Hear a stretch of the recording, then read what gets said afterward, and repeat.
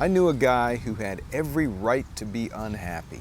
He was extremely poor, his house was like a hovel, his wife had serious health problems, and I kid you not, he worked in a graveyard. But he always seemed to be cheerful and happy. I'll never forget, one day I saw him after work. It had been raining all day, he was wet and muddy. I asked him what he'd been doing that day, and he said, digging up bodies. Now there's a guy whose happiness is not defined by his circumstances. Why is he happy? Well, I suspect it's because he knows he's earning his keep.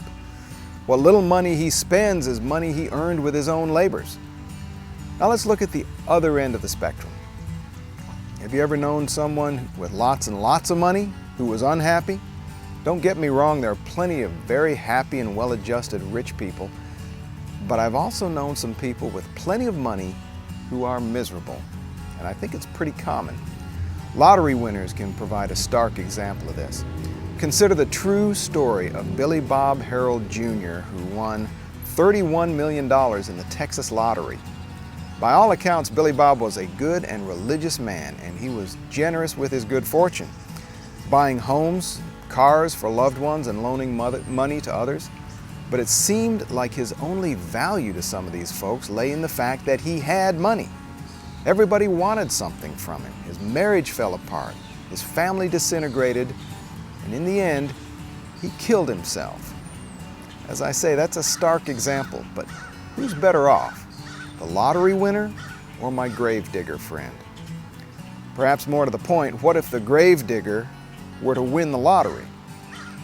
At his job, he gets a day's pay for a day's work. But if he wins the lottery, he gets a lifetime's pay for no work.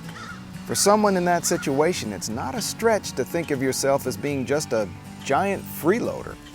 If you can't find a new value proposition for yourself beyond just having and spending money, well, you're not likely to be very happy.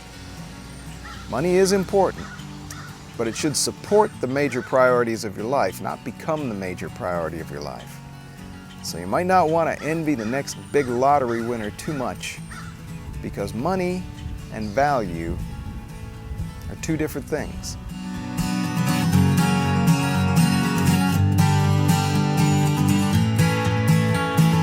Well, that's it for today. Thanks for watching. Have a great day, and we'll see you next time.